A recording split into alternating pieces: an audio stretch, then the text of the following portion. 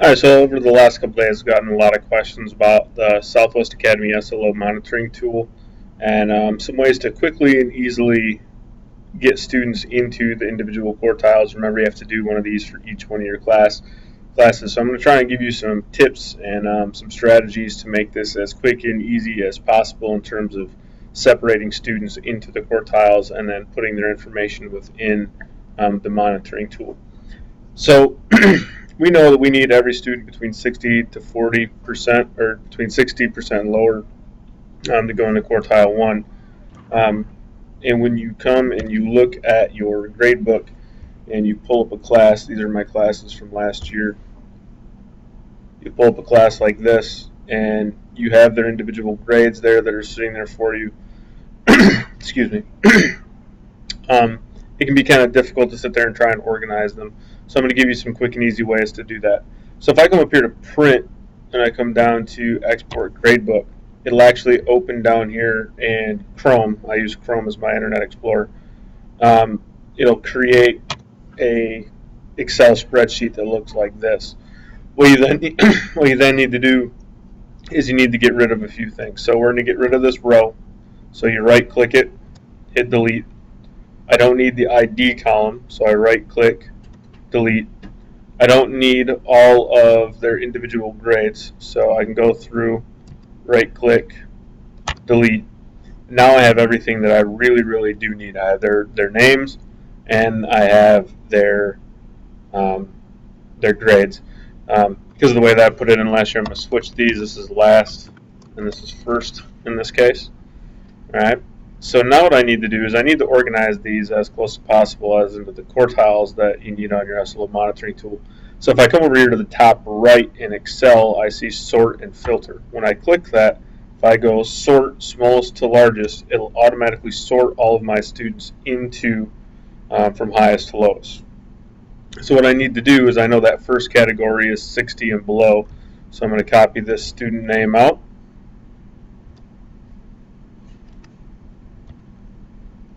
And paste it as a nested table.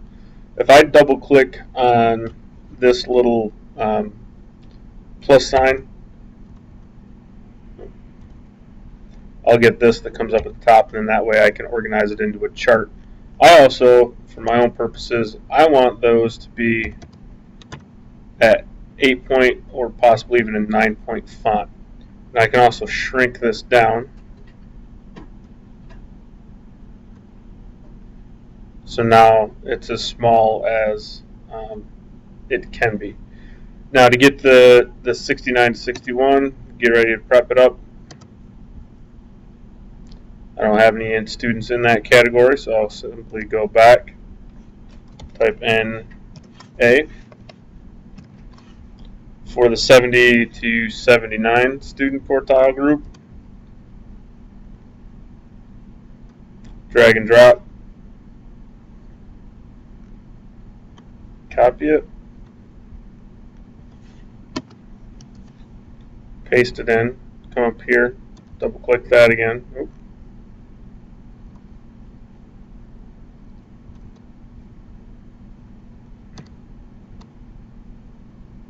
Nine-point font again.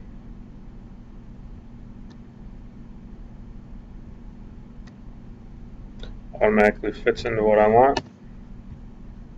And finally, that last group of students.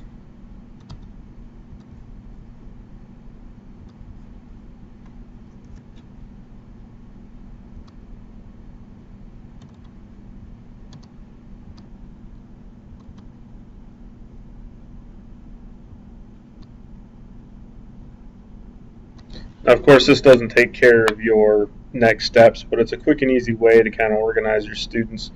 You can see in matter of a minute or so, I've actually been able to take all of my students and put them into quartile levels. And then you'd have to come down here and write your next steps. Now for the survey, this survey that you guys have that you need to do for this, the Southwest Academy Student Achievement Summary, you can take your students that are already here and you can add on to them by adding in your other classes. So for example, I wanted to bring in my other 7th grade group from last year, go through the same things that I just did, create that new Excel spreadsheet, delete the first row,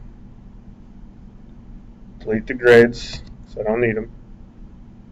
By the way, it's not going to delete them in Engrade.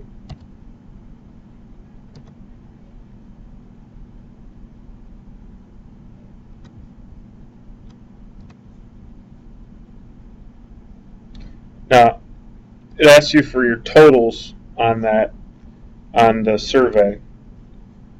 So when I come back and I look at this, it's going to ask you for your total number of students who have a C or better, the number and the percentage. Once I have both of these classes, what I'm able to do is I can take that second class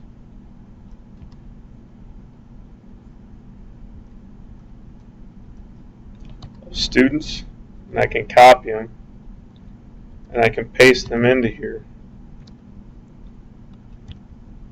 Sort through this again, and now I can actually, there's count functions that you can do as well, but you can do something as simple. I want my kids with E's, I have 2 kids. I want my kids with C's, I have a count of 5. If you wanted to do something a little bit more fancy, there's count functions that you can do. So if I put C in box F 5 and I put equal sign count if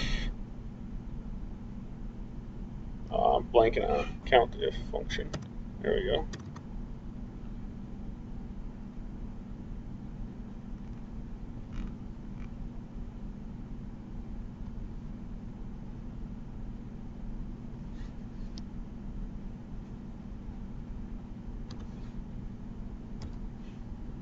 So now I need my target,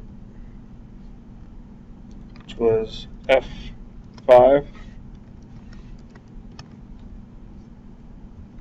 Now what that's done is it's actually counted the students. So let's something a little bit more complex was B.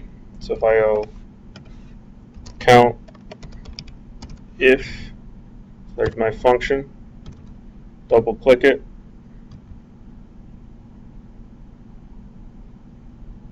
remember you're looking at a much larger student population than I am right here, and that was F6. Close off the function by putting in a parenthesis, and now it's counted all my students with B's. So that's a quick and easy way to get a complete count of all your students that you have in those categories. And then you can do also, you can count if, A, B, C, D, or E. It's another way to do it. But those are just kind of some tools. I know I went kind of quick. If you have any questions, just feel free to see me and I'll be